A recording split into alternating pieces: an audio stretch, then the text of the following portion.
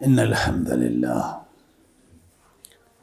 نحمده ونستعينه ونستغفره ونعوذ بالله من شرور أنفسنا ومن سيئات أعمالنا من يهده الله فلا مضل له ومن يضلل فلا هادي له وأشهد أن لا إله إلا الله وأشهد أن محمدا عبده ورسوله اما بعد. قابل احترام علماء کرام، حاضرین مجلس،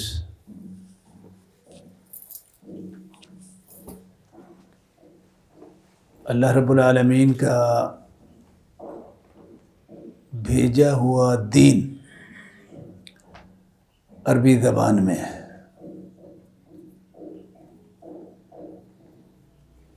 جو فصیح اور بلیغ انداز میں ہے، اللہ کی کلام ہے اور محمد الرسول اللہ صلی اللہ علیہ وسلم کی کلام ہے. بڑی اہم فہم ہے، کوئی پیچیدہ نہیں ہے، لیکن بہرحال لغت ہے، ایک زبان ہے، اس کے اپنے تقاضے ہیں، اس کا اپنا ایک انداز ہے. ہم عربی نہیں ہیں، ہم اس کو جب پڑھتے ہیں سمجھتے ہیں تو بہت سارے لوازمات اور تقاضے پورے کرتے ہیں تو اصل مقصد تک پہنچ پاتے ہیں، نہیں تو نہیں پہنچ پاتے. تو بھائیو، اس مختصر سی مجلس میں بڑے اختصار کے ساتھ صرف ایک خاکہ جو ہے وہ میں بیان کر دوں گا کہ ہمیں قرآن کو، حدیث کو کیسے سمجھنا ہے، کیا طریقہ کار ہے. ایک عالم دین کے لیے جو یہ سمجھتا ہے کہ مجھے دینی علم میں رسوخ ہونا چاہیے، اس کے لیے سب سے پہلے تو یہ ضروری ہے کہ وہ عربی زبان کو، اس کے اپنے جو آداب ہیں، سلیقے ہیں، انداز ہیں، تقاضے ہیں، اس کے مطابق وہ عربی زبان میں اپنی استعداد کو جو ہے وہ مضبوط کرے. کیونکہ نص فہمی جو ہے، فقہ النص، جب تک فقہ اللغہ کا مرحلہ آپ عبور نہیں کرتے ہیں، فقہ النص تک آپ نہیں پہنچ سکیں گے. تو اس لیے سب سے پہلے یہ بہت ہی ضروری ہے کہ عربی زبان کو جو ہے نا وہ اس کو پڑھیں اور اس کے جو تقاضے ہیں وہ پورے کریں. اس کی تھوڑی سی میں ایک جھلک جو ہے نا وہ آپ کے سامنے رکھ دیتا ہوں کہ عربی زبان کیا ہے. ابتدائی نحو پڑھنے والے بھی جانتے ہیں کہ یہ اسم و فعل و حرف، یہ چیزوں کے نام ہوں گے، اور یہ جو نام ہیں چیزوں کے یہ ساری دنیا میں مشترک ہیں، یہ کوئی ایسی بات نہیں ہے. پانی ہم بھی پیتے ہیں، پانی جو ہے نا وہ امریکہ میں بیٹھے ہوئے لوگ بھی پیتے ہیں. یہ ایک مادہ ہے، ایک چیز ہے، ان کا اپنے ہاں نام ہے، ہمارا اپنے ہاں، عربیوں کے ہاں اپنا جو ہے نا وہ نام موجود ہے. تو افعال ہیں، فعل ہیں، اس کے لیے بھی الفاظ موجود ہیں، لیکن عربی زبان کا تھوڑا سا اس میں خاصا توسع ہے اس میں افعال میں، کہ وہ کس باب پہ آپ لے جا کے اس کو کس معنی کا رنگ جو ہے نا وہ دینا چاہتے ہیں. وہ مختلف معنی کو مختلف رنگ دینا، لباس پہنانا، یہ عربی زبان کی ایک بڑی خصوصیات میں سے جس کا فعل سے جو ہے نا وہ تعلق ہے۔ اور یہ جتنے بھی اس میں ابواب ہیں، مزید فی کے، مجرد کے، ثلاثی کے، رباعی کے، یہ سارا وہی ایک تسلسل ہے جس کے پیچھے ایک بڑی معنویت جو ہے نا وہ موجود ہوتی ہے۔ اس کے بعد جو ہے وہ حرف کی بات ہے۔ تو بھائی عموماً ویسے میں بڑا حیران ہوتا ہوں کہ بہت سارے نحوی لوگ جو ہے نا وہ کہہ دیتے ہیں کہ حرف فضلہ، کہ حرف جو ہے یہ ایک اضافی سی، یہ جو سمجھو کہ یہ فضول سی چیز ہے۔ بھائی حقیقت یہ ہے کہ یہ بالکل فضول نہیں ہے، بلکہ جب تک اس کا سہارا نہ لیا جائے، اسم اور فعل بھی جو ہے نا وہ فضول بن کے بیٹھے ہوئے ہوتے ہیں۔ بات سمجھ آئی بات کی؟ تو بات یہ ہے کہ عربی زبان کو پڑھنا کیسے ہے؟ بھائی پڑھنا اس کو ایسے ہے کہ بالخصوص اس کے جو حروف ہیں اور افعال ہیں ان پہ بڑی گہری نظر جو ہے نا وہ ہونی چاہیے۔ جو مشتقات ہیں مختلف ابواب سے، اور ہر باب سے جو آپ آگے صیغہ بنا رہے ہیں، وہ فعل کا ہے، اسم کا ہے، اس کے اندر جو ہے نا ایک معنی کی کمی بیشی جو ہے نا وہ آتی ہے، یہ متعدی ہے، یہ لازم ہے، یہ کوئی فضول باتیں نہیں ہیں، یہ کوئی اضافی باتیں نہیں ہیں جس کی طرف توجہ دیں یا نہ دیں، چلو ٹھیک ہے، ایک لطائف میں سے ہے بھائی، یہ ضروری ہے، بہت ہی ضروری ہے۔ اس کے بعد جو ہے نا یہ حرف کا جو مسئلہ ہے، جو دلالات ہیں حرف کی، اس پہ کم از کم ہمارے معاشرے میں تو کوئی توجہ نہیں ہے، جبکہ اس کا دلالات کے ساتھ بہت گہرا تعلق ہے اور بڑا وسیع تعلق ہے ایسا۔ تو اور اس پہ علماء نے بڑی کتابیں لکھی ہوئی ہیں، معانی الحروف پہ یا حروف المعانی کے نام پہ بڑی مستقل کتابیں موجود ہیں، اور یہ بڑا یعنی تفقہ فی اللغہ کا یہ بہت بڑا باب ہے یہ ایک، لیکن اس کا تصور ہمارے ہاں نہیں ہے۔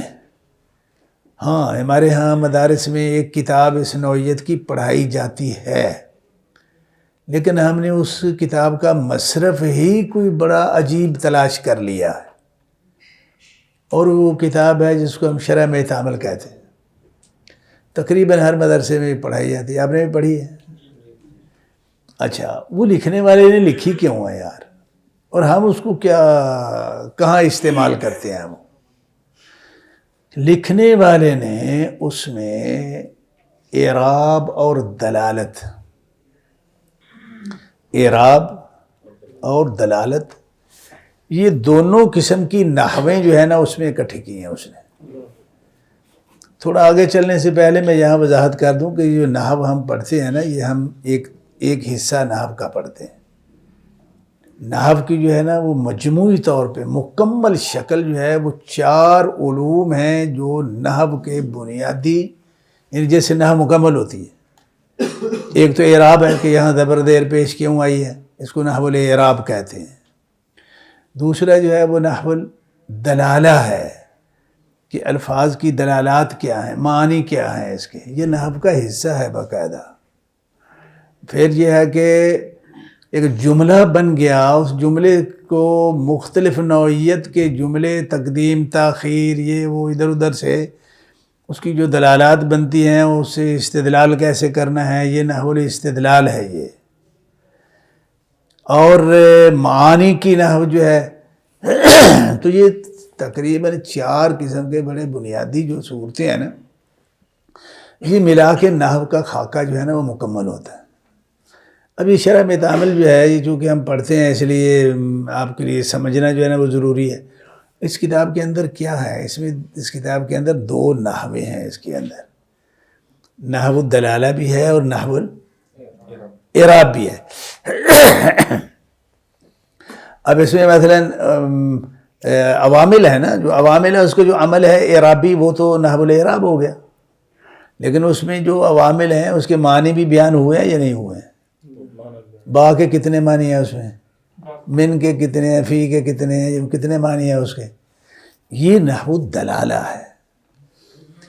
ہماری جو مدارس کے اندر جو نصابی پوزیشن ہے نا، اس کے اندر یہ نحو دلالہ کا کوئی تصور نہیں ہے، نحو الاستدلال کا کوئی تصور نہیں ہے. ٹھیک ہے نا. اس نام سے نحو ہمارے ہاں یہ نام ہی غیر معروف ہے. جو عربی زبان کو نحو کی ان ساری صورتوں کو اکٹھا کر کے جو پڑھتے ہیں نا، ان کو اصول فقہ الگ سے پڑھنے کی ضرورت ہی نہیں ہوتی. یہ دلالہ اور استدلال یہی اصول فقہ ہے.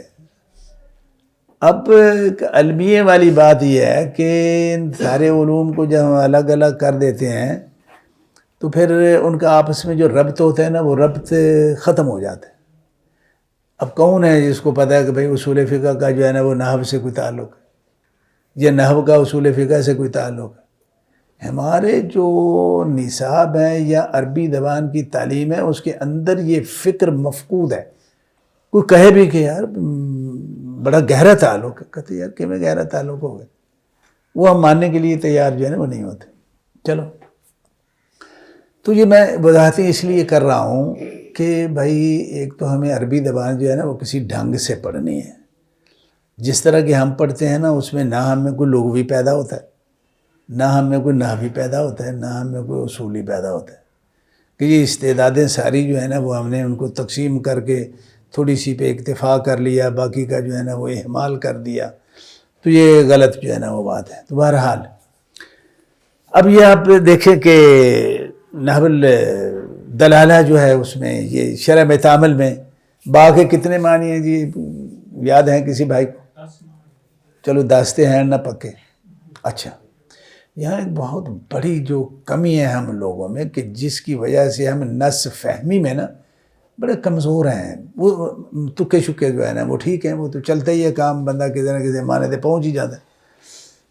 اب با کے جو 10 معنی ہیں، با قرآن پاک میں بھی استعمال ہوئی ہے.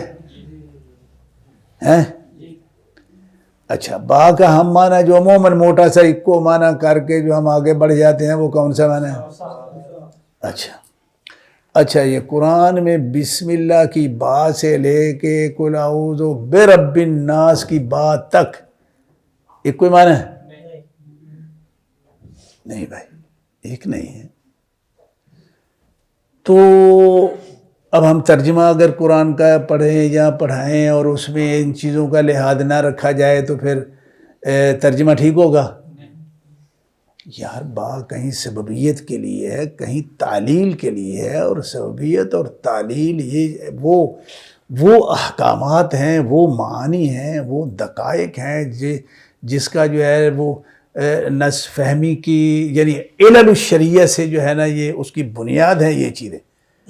اور جب ہمیں اس کا پتہ نہیں ہے، جس کو ہم مقاصد الشریعہ کہتے ہیں یا علل الاحکام جو ہے نا وہ کہتے ہیں، وہ علل جو ہے نا وہ اس کا ذریعہ کیا ہے انہیں علل کو بیان کرنے کا؟ یہ بائی ہے نا. ہمیں یہ پتہ نہیں، اس معنی پہ ہم نے کبھی توجہ نہیں دی ہے، نہ بخاری پڑھتے ہوئے، نہ حدیث کی کتابیں پڑھتے ہوئے، نہ ترجمہ پڑھتے ہوئے. تو بہرحال بات یہ ہے کہ ان چیزوں کو جو ہے نا وہ آپ ضرور کور کریں.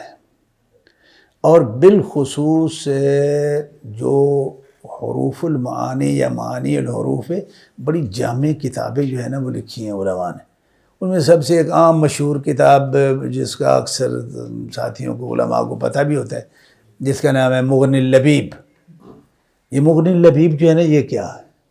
یہ نحو الدلالہ اور اعراب کی سب سے یعنی من اوسع الکتب ہے. یہ کیا اس میں جو ہے نا وہ پہلے تو اس عامل کے یا اس حرف کے جو ہے نا وہ کیا بیان کرتے ہیں، اس کا جو اعرابی عمل بھی بیان کر دیتے ہیں، اور اس کی جو دلالات مختلف انداز میں اس کے جو معنی ہیں وہ بھی سارے بیان کر دیتے ہیں. تو اس طرح کی بڑا بھاری ذخیرہ موجود ہے.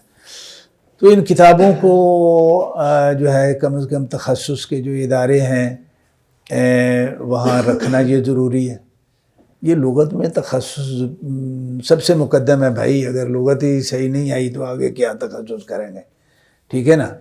تو اس پہ جو ہے نا وہ بہت زیادہ جو ہے وہ توجہ دیں. اور اس میں ایک کتاب ہے موجم حروف المعانی فی القرآن الکریم، آپ میں سے کسی نے دیکھی ہے؟ موجم حروف المعانی فی القرآن الکریم، یہ 3 جلدوں میں یہ کتاب ہے۔ حال کی معاصر جو ہے نا وہ محمد حسن شراب جو ہے وہ مؤلف ہیں اس کے۔ اس طرح کی کتابیں رکھیں بھائی، اس کا انداز کیا ہے؟ اس کا انداز اس کا یہ ہے کہ اس نے حروف المعانی کو لیا ہے جو قرآن میں آئے، مثلا با کو لے لے گا، من کو، فی کو۔ اب با کے جتنے بھی معنی ہیں دلالات میں، ہر معنی کے یعنی اس معنی میں جو با ہے وہ کس کس آیت میں جو ہے نا وہ موجود ہے، وہ سارے اس نے جو ہے نا وہ حوالے دیے ہوئے ہیں۔ یعنی یہ ایک بڑی کوششیں ہیں، بڑی بنیادی مضبوط فی زمانہ۔ تو ذرا اپنے آپ کو جو ہے نا وہ کتب اور مکتبات کی دنیا میں بھی آپ اپنے آپ کو لے جائیں۔ یہ صرف وہ درسیات جو مقررات دراسیہ ہیں ہماری، اسی تک اکتفا کر کے ایک مخصوص ماحول میں بیٹھے رہنا، وہیں سے پھر جو ہے وہ جو کچھ بھی ہو سکے وہ کرنا، اور اداروں کا بھی جو ہے وہ ان چیزوں پہ کوئی توجہ نہ دینا، یہ ایک یعنی بڑے اسباب میں سے ہے جس سے طالب علم جو ہے نا وہ پیچھے رہ جاتا ہے، وہ آگے نہیں بڑھ پاتا ہے۔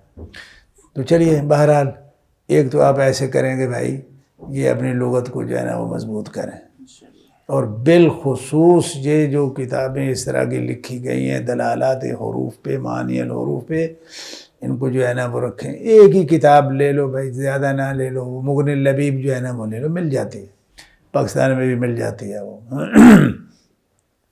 اس کو مطالعے میں جو ہے نا وہ رکھیں۔ چلیے اس کے بعد مسئلہ آ جاتا ہے کہ جی جس کو ہم ہمارے لیے ایک وہ پرابلم بنا ہوا ہوتا ہے کہ جی اصول فقہ جو ہے نا یہ کیا، یہ کوئی کہتا ہے جی چھوڑو جی یہ تو جو ہے نا وہ اہل حدیثوں کا علم نہیں ہے، یہ تو بدعتیوں کا اور پتہ نہیں کس کس کا یہ علم ہے، اس کو پڑھنے سے ویسے ہی آدمی گمراہ ہو جاتا ہے اور یہ ہو جاتا ہے یہ کہہ کے جو ہے نا وہ اس سے کیا جان چھڑا لی۔ اچھا چلو ٹھیک ہے بھائی، یہ ساری سوچ فکر بڑی غلط سوچ فکر ہے۔ یہاں پہ یہ بات آپ ذہن میں رکھیں کہ اصول فقہ بنیادی طور پہ حقیقتاً یہ محدثین کا فکر ہے، یہ دوسروں کا نہیں ہے، اور یہ سب سے قدیم فکر اصولی بھی اور فقہی بھی اور حدیثی بھی یہ محدثین کا ہے، جس کا صحابہ سے لے کے جس کا ایک تسلسل جو ہے نا وہ موجود ہے۔ جب اس کی تاریخ پڑھیں تو اگر تاریخ کا علم ہی نہیں ہے تو پھر بات ختم، پھر تو جہاں سے بھی کسی نے کہہ دیا کہ ہاں یہ فلاں اصولی نے جو ہے نا وہ یہ اس کی ایجاد ہے، فلاں کی اختراع ہے، تو اسی اندھیرے میں ہم جو ہے نا وہ گھوم پھر رہے ہوتے ہیں، تو یہ غلط بات ہے بھائی۔ یہ حقیقتاً کس کا علم ہے؟ یہ فقہاء محدثین کا یہ علم ہے، اور جتنے بھی بنیادی مضبوط قسم کے دینی علوم ہیں وہ سارے کے سارے قدیم فکر ہے، محدثین کی فکر ہے، اور وہی اصلی کھری جچی تلی صاف ستھری فکر ہے۔ اس کے بعد اس میں جو ہے نا وہ ملاوٹوں کے جو دور ہیں وہ آتے رہے ہیں۔ تو ایک تو یہ آپ کم از کم اتنا یقین کر لیں کہ بھائی یہ وراثت آپ لوگوں کی ہے، یہ کسی اور کی نہیں ہے۔ تو اب اس میں ہوا کیا ہے، تھوڑی سی اس کی میں وضاحت کر دوں کہ اصل میں سب سے پہلے جس آدمی نے اصول فقہ میں کتاب لکھی وہ کون آدمی ہے؟ امام شافعی رحمۃ اللہ۔ امام شافعی کون تھا؟ محدث تھا، اہل حدیث تھا۔ اس نے وہ سارا سسٹم جو ہے نا، ساری وراثت جو ہے وہ دلالت اور استدلالات کی وہ ساری اس نے جو ہے نا وہ جمع کی ہے، اس نے ایک مواد جو ہے نا وہ مہیا کیا ہے۔ بھئی جن کا تھا انہوں نے کرنا تھا نا، اب یہ تو نہیں کہ جن کا نہیں ہے انہوں نے کیوں نہیں کر لیا۔ میرا سوال ہے ایک، دوسروں نے کیوں نہیں کر لیا؟ یار ان کا ہے ہی نہیں ہے، ان کے پاس اس کا کوئی اتنا مواد ہی نہیں ہے ان کے پاس، وہ کیا کرتے؟ اب دعوے سارے کرتے ہیں انہیں جی ہمارے بھی فلاں امام نے تھوڑا سا لکھا تھا، وہ جی ہمارا بھی تھوڑے سے چند ورقے موجود ہو۔ یار تھے ورقے، وہ کدھر گئے ہیں؟ آپ نے کیوں نہیں اس کی حفاظت کی ہے؟ ٹھیک ہے نا۔ تو بہرحال اب ہوا یہ بھائی ایک تاریخی کچھ جو ہے نا وہ المیے ہیں، جب ان کو بھی ذہن میں نہ رکھیں نا تو پھر صحیح طور پہ آدمی کو جو اصل ہسٹری اور سٹوری ہے جو کسی وہ اس کو سمجھ نہیں آتی. اس کو ہوا یہ تھا کہ دوسری صدی میں آ کے تو منطق اور فلسفے کی کتابیں جو ہے نا یہ کیا ہوئیں، ان کے ترجمے ہو گئے. ان کے ترجمے ہو گئے. اس سے پہلے کبھی آپ نے مسلمانوں میں یہ سنا تھا کہ جی جو حدیث ہے یہ متواتر ہوتی ہے یا خبر واحد ہوتی ہے؟ یہ کبھی کسی نے سنا ہے؟ کبھی کسی نے؟ صحابہ کے زمانے میں اس کا موجود ہے. محمد الرسول اللہ صلی اللہ علیہ وسلم نے اس کی طرف جو ہے کوئی رہنمائی فرمائی ہے؟ اللہ تعالیٰ نے اس کا کوئی معیار پہ جو ہے نا وہ کوئی چیز نازل فرمائی ہے؟ کہاں سے آ گئی؟ یہ آئی منطق اور فلسفے، پرانا جو منطقی لاہوتی نظام اور علم ہے یہ اس کا حصہ ہے. یہ اس کا جب یہ کتابیں ترجمہ ہو کے آئیں تو اس میں یہ تصورات موجود تھے. اور وہی زمانہ تھا کہ جب یہ جس کو اب جہمی کہتے ہیں، یہ جہمیت ایک سب سے قدیم ترین بڑا گندا کفر یا عقیدے کا جو ہے نا ایک فتنہ ہے جس نے سارے تصور خراب کیے. اللہ کے بارے میں تصور خراب کر دیا. اللہ کیسا ہے؟ سنتا ہے؟ وہ نہیں جی نہیں، کیوں سنتا ہے؟ اللہ چلو محبت کرتا ہے؟ نہیں جی نہیں، بالکل یہ لازمات ہے، محبت کہاں کرتا ہے؟ یہ لازم ہے. وہ اسماء و صفات کی تعطیل، یہ اللہ کے بارے میں انہوں نے جو ہے نا وہ کیا. یہی کچھ قرآن کے بارے میں کیا کہ یہ مخلوق ہے، یہ غیر مخلوق ہے. یہی کچھ محمد رسول اللہ صلی اللہ علیہ وسلم کی رسالت کے بارے میں جو ہے نا وہ کیا گیا. اور یہی فتنہ ایمان کے بارے میں کیا گیا کہ یہ عمل جو ہے نا ایمان کے اندر داخل ہے یا نہیں ہے. اچھا عمل کو تو نکالو نا ایمان سے. اب عمل ہی نہیں ہے جب، تو اس ایمان کو اللہ نے کیا کرنا ہے؟ وہ اللہ کے جو ہے نا وہ کا تقاضا تو نہیں ہے وہ. تو بہرحال اب ان لوگوں کی یہ جو فتنے تھے، اب ان لوگوں نے جو ہے نا ان کو بڑی سپورٹ ملی اس تقسیم سے.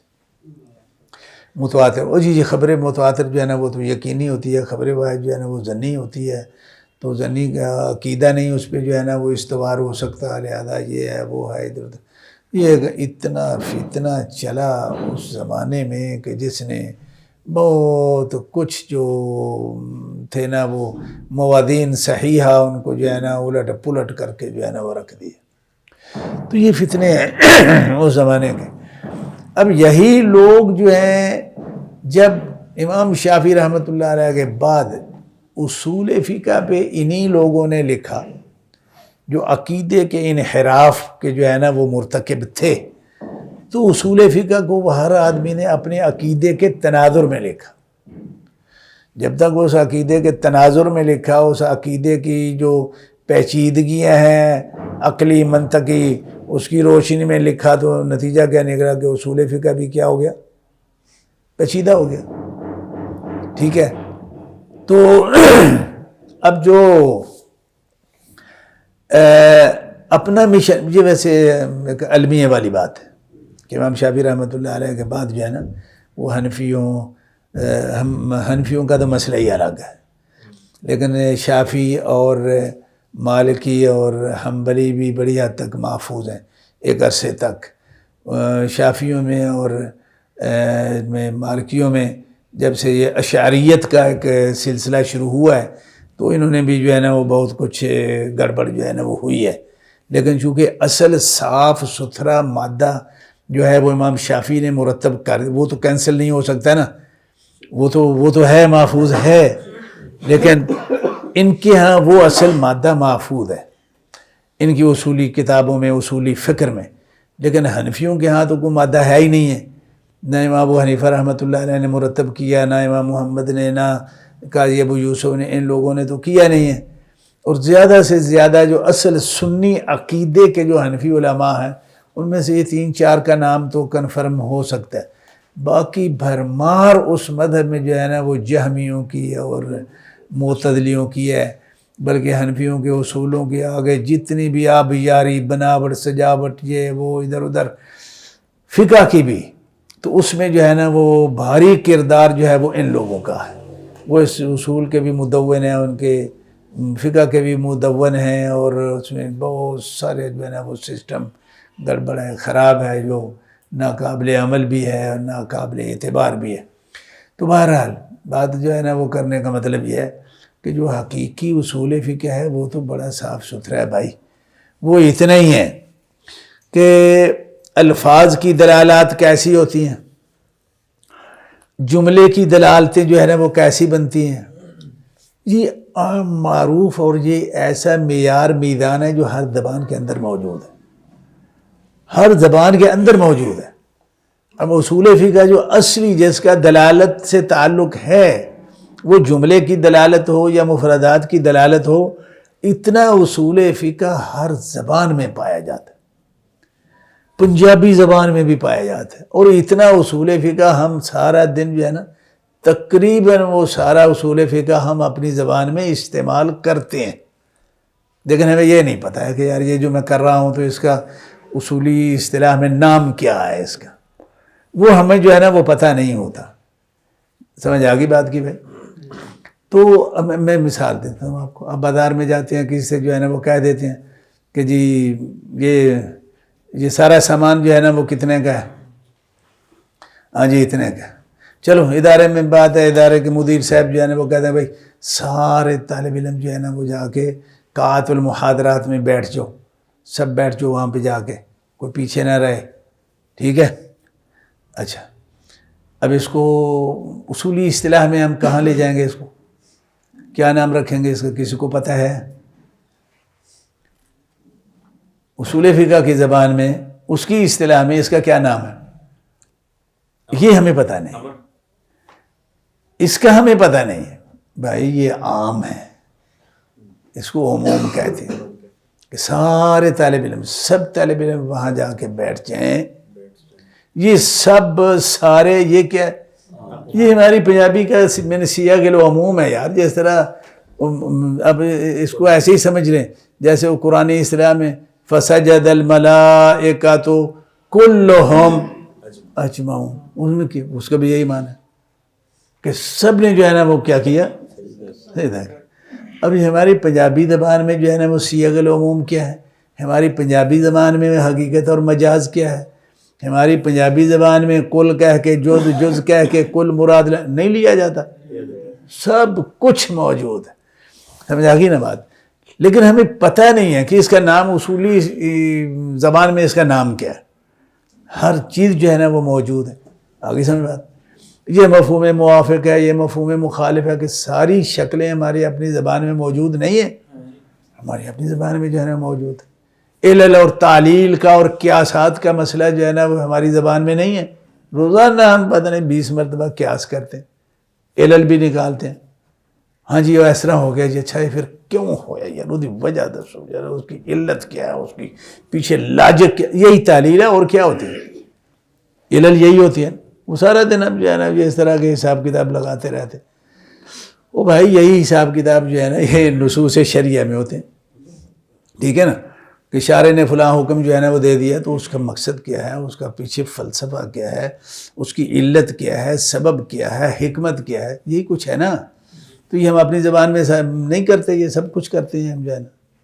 اچھا جو آج یار فلانا بندہ وہ تے فلانی جگہ تے کھڑا سی، وہ کیوں کھڑا سی؟ سوچو جی، ہوتا ہے یا نہیں ہوتا؟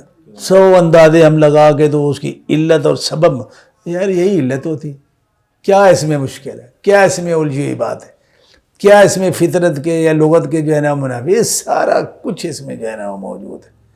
جب آپ اپنی زبان کے کو مد نظر رکھ کے یہ چیزیں پڑھیں گے نا، تو یہ سارا اصول فقہ 2-4 گھنٹے کا جو ہے نا وہ معاملہ ہے۔ اب ہمیں ساری زندگی سمجھ نہیں آتا، اس لیے نہیں آتا کہ ہم اس کو جو ہے نا وہ اپنے زبان سے اس کو کٹ آف کر کے تو اس کو جو ہے نا وہ سمجھتے ہیں۔ تو پھر وہ اصطلاحوں کی تعریف، پھر وہ الفاظ وہ رٹے۔ اب اپنی زبان کے اندر جس اصطلاح کو آپ کو پتہ چل گیا نا کہ یار ہماری زبان میں بھی یہ استعمال ہوتا ہے، نہ رٹا لگانے کی ضرورت ہے، نہ سمجھنے کی ضرورت ہے، نہ کبھی بھولنے والی بات ہے۔ ایسی سمجھ بات؟ تو عربی زبان بھی ایسی ہی ہے۔ اللہ تعالیٰ نے وَلَقَدْ يَسَّرْنَا الْقُرْآنَ لِلذِّكْرِ، یہ بہت آسان ہے یہ، ہاں ہر زبان کے اپنے ایک جو ہے نا وہ لہجے ہوتے ہیں، اسالیب ہوتے ہیں، انداز ہوتے ہیں. کسی زبان میں ایک معنی کی ادائیگی کا ایک ہی انداز ہے، دوسری زبان میں اس معنی کی ادائیگی کے 20 انداز ہیں. بس یہ فرق ہے اور کوئی فرق نہیں ہے. تو اس لیے بھائی میں یہ گزارش یہ کر رہا ہوں کہ یہ آپ کب سمجھیں گے؟ جب سمجھیں گے کہ عربی زبان کے جو مواد، اصل مادہ جو ہے نا، جب اس کے معانی اور مفاہیم آپ کو ذہن میں ہوں گے نا، تو پھر جو ہے نا آپ جب قرآن پڑھیں گے تو جہاں با آ گئی ہے آپ کو پتہ ہوگا کہ یہاں با کس معنی کے لیے، جہاں فی آ گیا ہے وہاں آپ کو پتہ ہوگا کہ یہ کس معنی کے لیے، الا آیا ہے کس معنی کے لیے ہے، یہاں فعل جو ہے نا وہ مجرد استعمال ہوا ہے تو کیا معنی ہے اس کا، یہاں جو ہے وہ قاتلہ آ گیا ہے کیا معنی ہے، یہاں قتلہ آ گیا ہے تو کیا معنی ہے، اب قتلہ کے بعد تقتیلاً آ گیا ہے تو بات تو وہی ہے، ایک ہی چیز ہے کہ یہاں ایک ہی گلاس ہے جس میں آپ نے 1 چمچ جو ہے نا وہ چینی ڈالی، اب اسی میں آپ 2 چمچ ڈالیں گے، 3 ڈالیں گے تو ہے تو وہی کچھ ہے جو آپ نے کمی بیشی کی نا. اب قاتلہ کہو تو قتل ہی ہوا ہے، قتلہ کہو تو اور بھی اس میں کچھ مبالغہ ہو گیا، تقتیلاً ساتھ لے آؤ تو اور بھی بڑھ گیا ہو، یہی کچھ ہوا ہے. تو بات یہ ہے کہ آپ تفقہ فی اللغہ پہ بہت جو ہے وہ توجہ دیں اور اس کے متعلقہ جو کتب ہیں ان کا مطالعہ کریں. ٹھیک ہے؟ تو انشاءاللہ جو نص فہمی ہے نا، جو اور احادیث ہیں اور آیات ہیں، اس میں یہ اس حد تک تو یہ مسئلہ کلیئر ہے. آگے ایک مرحلہ ہے، یعنی اصول فقہ کو آپ 2 حصوں میں تقسیم کر لیں. ایک ہے جو لفظی دلالات کی مد میں جو کچھ آتا ہے اس سسٹم کو جو ہے نا وہ پڑھ لیں. دوسرا یہ ہے کہ جہاں بحث جا کے داخل ہو جاتی ہے قیاس میں، استحسان میں، استصلاح میں، اور آگے مسائل مرسلہ کہہ لو وغیرہ وغیرہ، وہاں جو بات جو ہے نا وہ آگے نکل جاتی. وہ کیا چیز ہے؟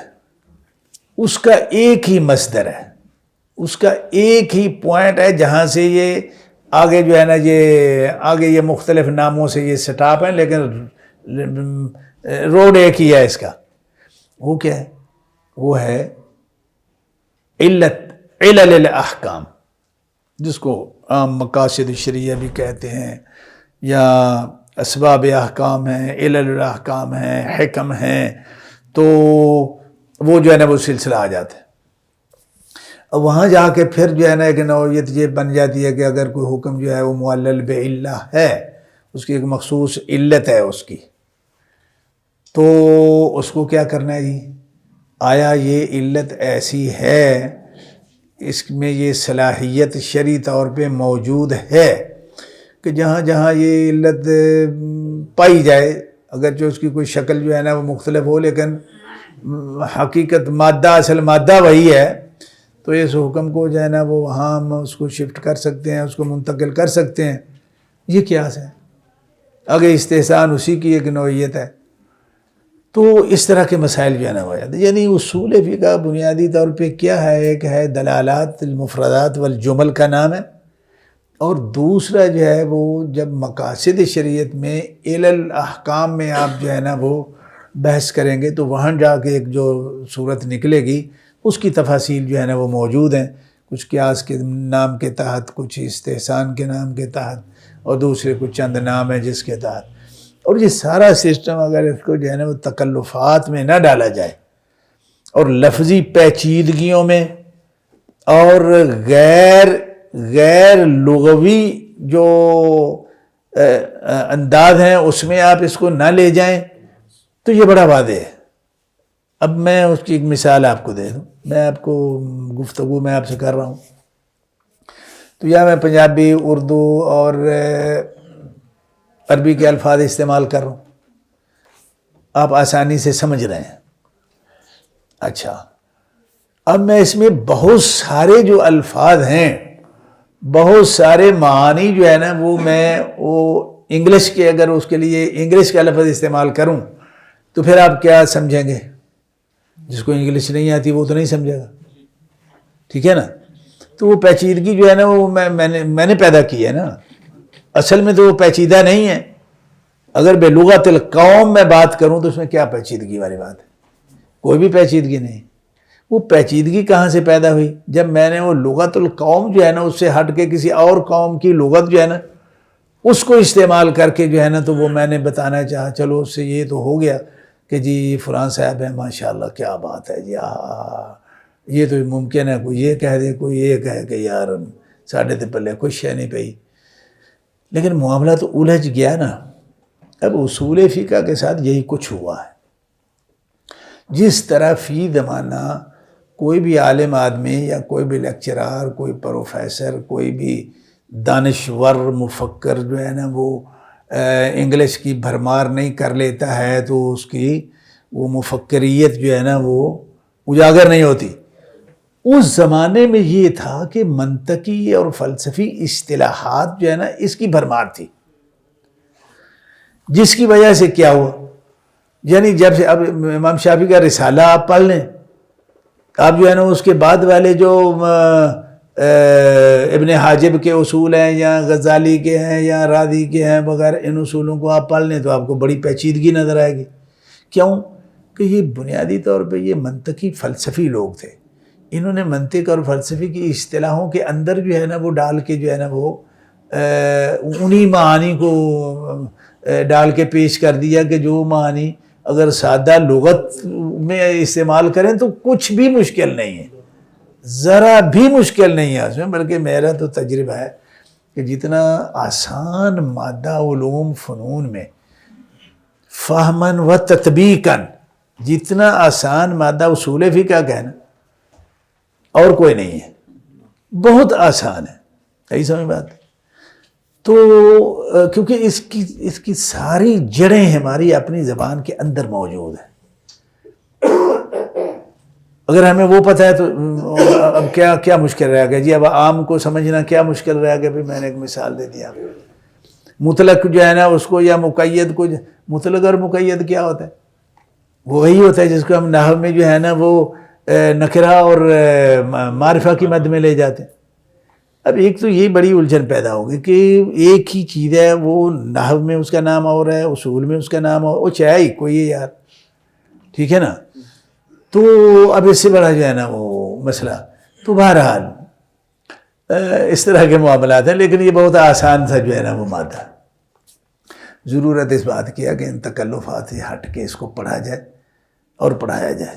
اور وہ تبھی ہو سکتا ہے کہ پھر اس کو جو یعنی اصول فقہ کی جو معلومات ہیں ان کو جو منطق اور فلسفے کے برتنوں میں ڈال کے ہم جو پڑھاتے ہیں، کھاتے پیتے ہیں، اس برتن سے تو نکالو اس کو.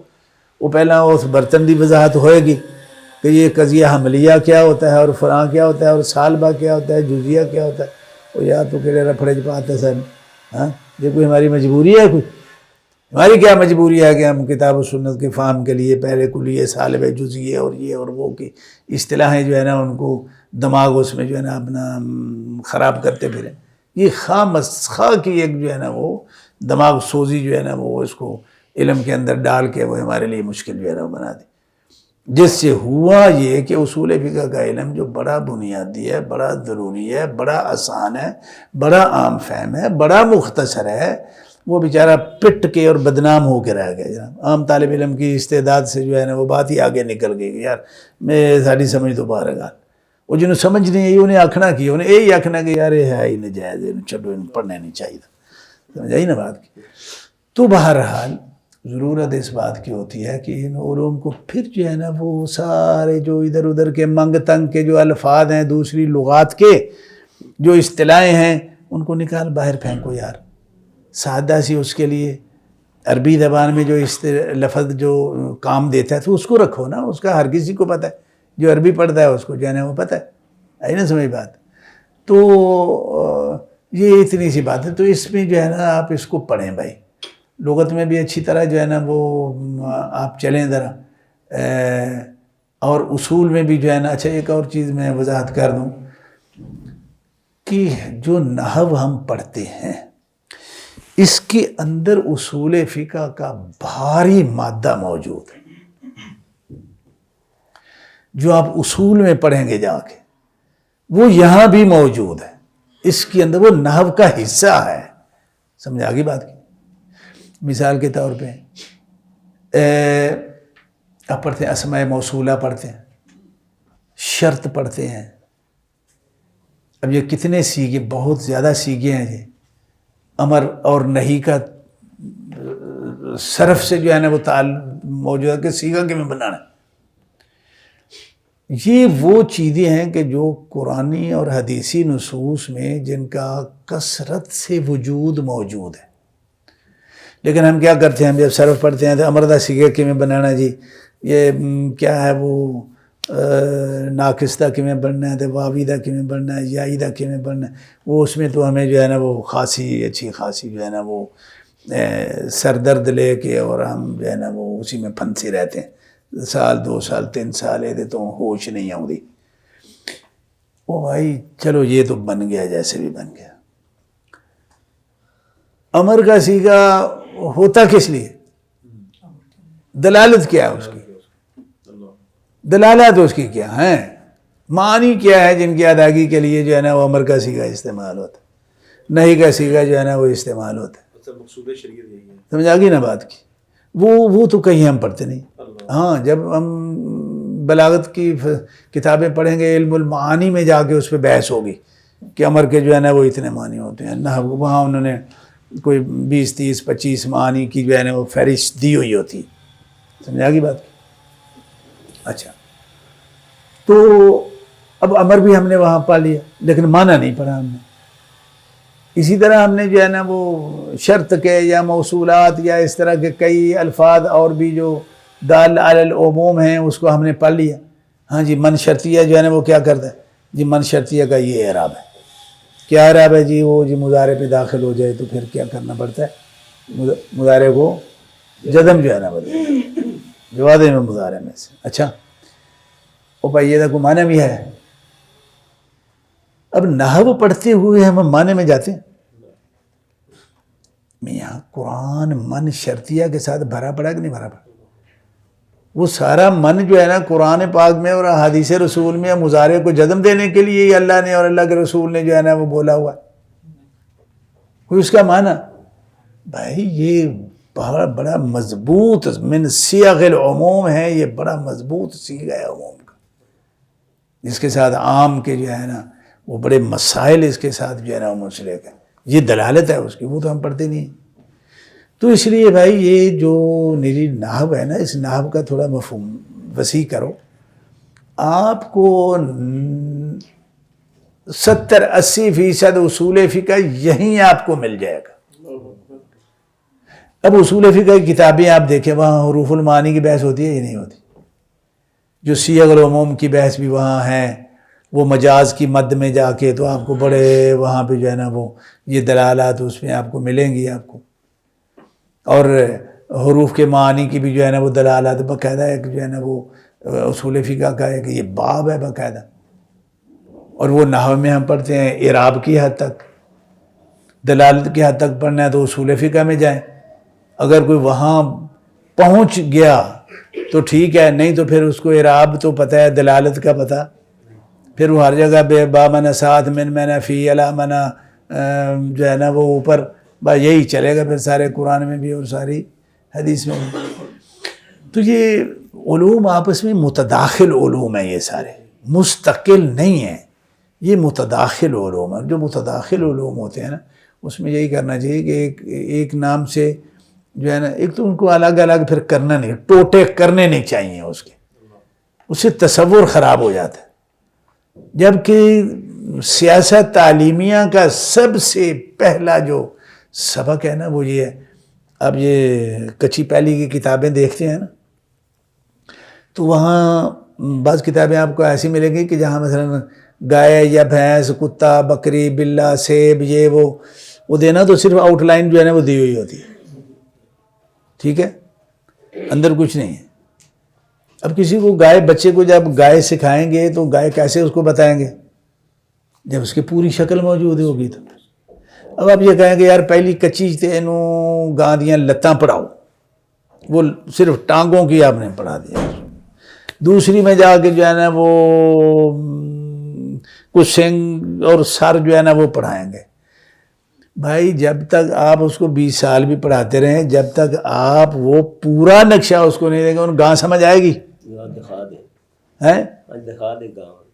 ہاں جی، وہ نہیں اس کو سمجھ آئے گی بچے کو. اب یہ دینی علوم میں یہ ہوا ہے کہ اس میں ایک ہی جو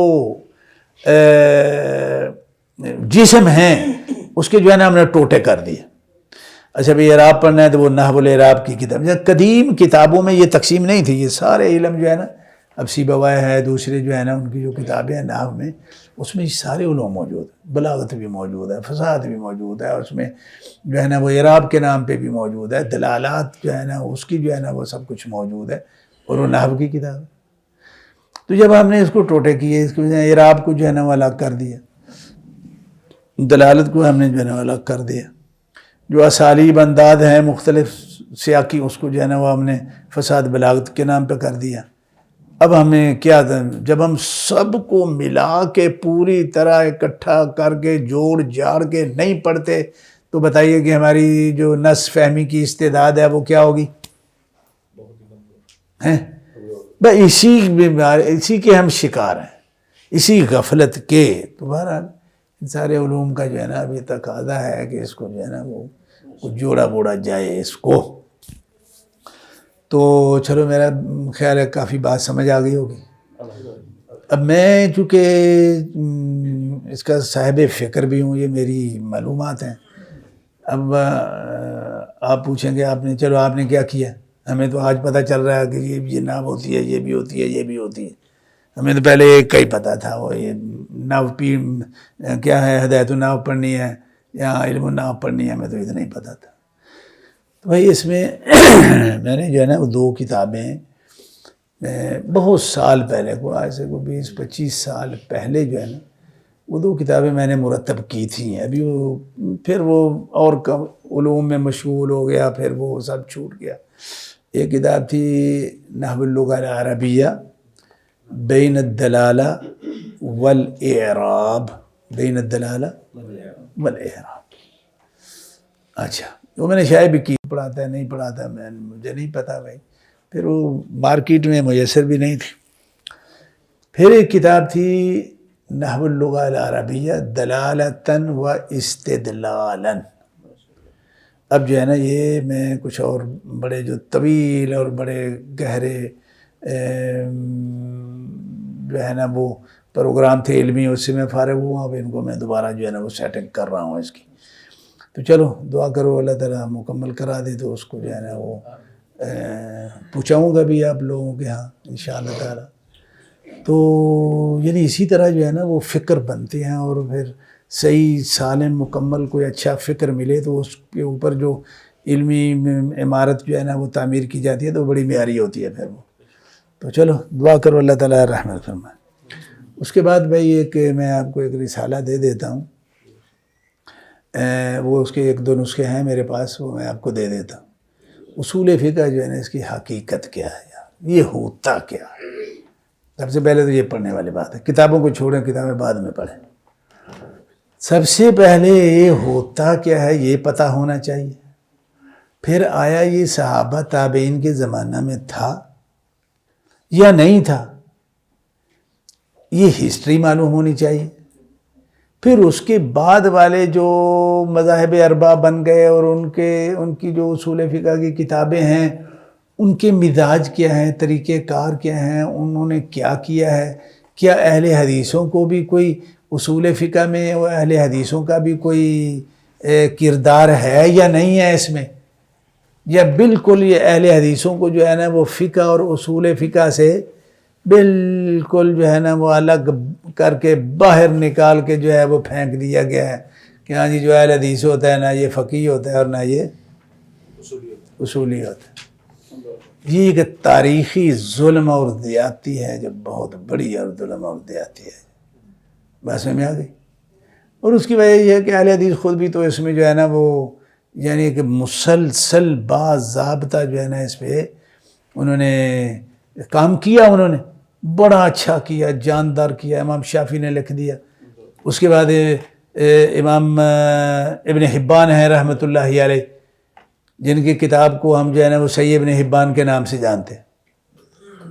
اب کس کو پتہ ہے کہ یار یہ کتاب جو ہے نا صحیح ابن حبان، یہ بنیادی طور پہ اصول فقہ کی کتاب ہے۔ یہ صرف حدیث کی کتاب نہیں ہے، بلکہ یہ کس کی کتاب ہے؟ یہ اصول فقہ کی کتاب ہے، جو انہوں نے ترتیب دی ہے التقاسیم والانواع کے نام پہ۔ یہ صحیح ابن حبان ہمارے ہاں معروف ہے، موجود ہے، جو مرتب ہے فقہی ابواب پہ۔ یہ بعد والوں کی یہ جو ہے نا وہ ابن بلبان الفارسی رحمۃ اللہ علیہ، یہ اس کی ترتیب ہے۔ ابن حبان رحمۃ اللہ علیہ نے اس کو بنیادی طور پہ کس فن پہ لکھا؟ اصول فقہ پہ لکھا۔ کیسے؟ اب جو اصل کتاب ہے وہ بھی چھپ گئی ہے، اب اس کو آپ دیکھیں، اس میں تقریباً 5 ابواب ہیں اس کے ٹوٹل۔ اوامر کا ہے، نواہی کا ہے، افعال الرسول ہے صلی اللہ علیہ وسلم، اور اخبار کا ہے، وہ جتنے بھی ہیں سارے اصولی ابواب ہیں۔ اب انہوں نے کیا کیا؟ اب دیکھو یہ محدثین کی سوچ کیا ہوتی۔ انہوں نے امر کی بحث جو ہے نا، امر کے معنی کتنے ہوتے ہیں؟ 108 معنی انہوں نے امر کے احادیث رسول سے ثابت کیے۔